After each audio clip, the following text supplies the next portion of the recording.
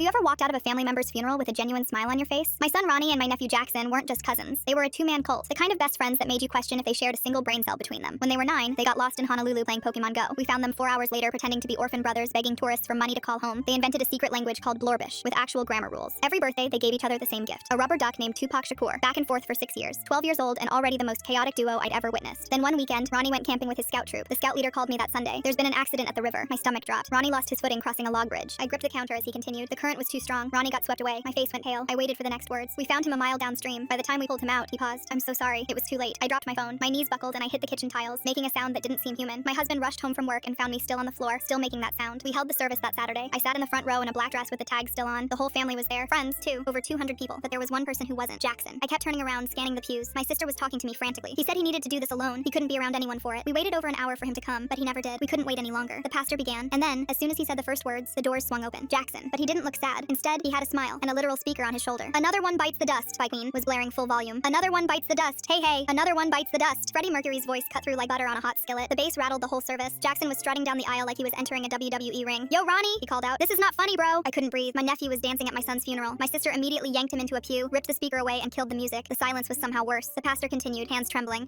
Okay, we shall now start the service. But Jackson couldn't stay quiet. Every few minutes he'd yell, "You'll never beat the Irish," an inside joke between him and Ronnie, or start singing, "Give Jellyfish Fields a chance." Everyone was staring at him, angry, disappointed, confused, and in shock. But no one said a thing. No one dared to. How could they? Then suddenly, Jackson stopped making noise. He sat in silence for 20 minutes, then looked up with these teary eyes and said loud enough for everyone to hear, "He's not dead. My best friend can't be dead." Everyone's anger towards him shifted to sorrow instantly. We realized Jackson wasn't being disrespectful or playing some game. He was a 12-year-old boy drowning in denial, or so we thought. When end of the service came, everyone lined up to pass the casket. Jackson stood up too. My sister tried to grab him, but he pulled free and walked toward the front, towards the casket. The whole room tensed. What was he about to do? He reached the casket, looked down at Ronnie. His shoulders shook. Then he licked his finger and shoved his finger in Ronnie's ear. "Wet Willie," he yelled. At a funeral, to a corpse. The whole room paused. "Jackson!" I screamed, running toward him. The pastor dropped his Bible. Grandma staggered into my uncle's arms. Jackson stumbled backward, howling with laughter. I was about to tear Jackson a new one. Then I heard it. Someone said, "Wait, is Ronnie smiling?" I froze, turned back to the casket. My son's lips were twitching, corners pulling up. He was fighting a smile. Ronnie, his eyes shot up. "Goddamn Jackson, the Wet Willie? Really?" He sat up in the casket. The church exploded, screaming, crying. Grandma hit the floor. Jackson collapsed on the ground, laughing so hard no sound came out. Ronnie climbed out of the casket and grabbed him by the collar, also laughing. The pastor stood frozen like he'd witnessed an actual resurrection. I grabbed Ronnie and pulled him into me so hard I probably cracked a rib. Turns out when your son literally comes back from the dead, the first thought isn't how. It's "you're alive." I finally let go after what felt like hours. Then I grabbed both boys by the collar. "Explain, now." Jackson wiped his eyes, still wheezing from laughing. We made a bet. Ronnie said he could fake his death and make it through the whole funeral. If he won, I had to give him my PS5, the one I won at the gaming tournament. Ronnie grinned. I was so close. When I realized he had everyone fooled, Jackson said, "I knew my only chain was to make him laugh. The Wet Willie was my last resort." I stared at them, these psychopaths I'd raised. "You realize," I said slowly, "we were going to cremate you tomorrow." Ronnie's smile vanished. Jackson's too. The room went silent. Ronnie looked at Jackson. Jackson looked at Ronnie. "I still want the PS5. Absolutely not." They argued about it for 3 weeks. By the way, we're suing the funeral home. What kind of idiots don't notice a 12-year-old isn't actually dead for 48 hours?